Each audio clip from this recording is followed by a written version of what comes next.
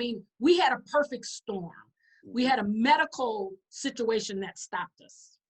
And while we were frozen because of the medical situation, we had the social unrest and injustice that happened along in the middle of that. And then because we were isolated for so long, we had this economic situation that began to impact every household regardless of color.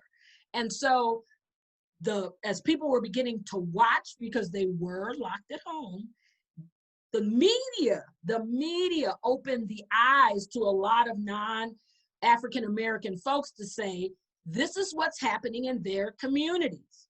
Do you even know this? I mean, if you don't shop in that community, if you don't go to that community, if you're not watching the nightly news, you have no idea about the racial injustices that are happening in other people's community.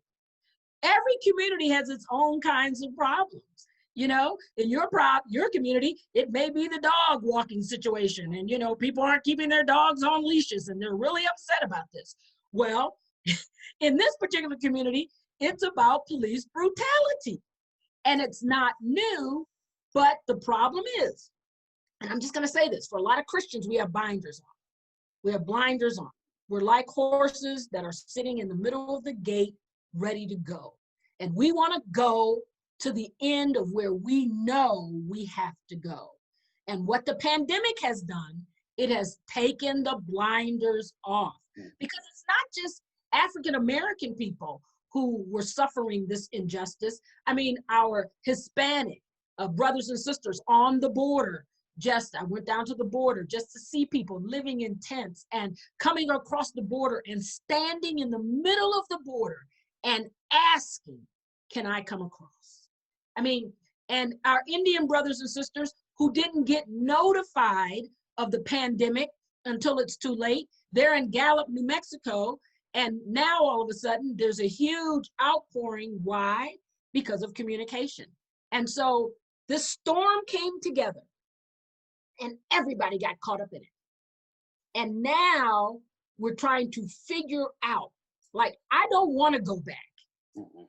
There are some things that were great that I'll pull with me, but I pray the church does not go back to business as usual.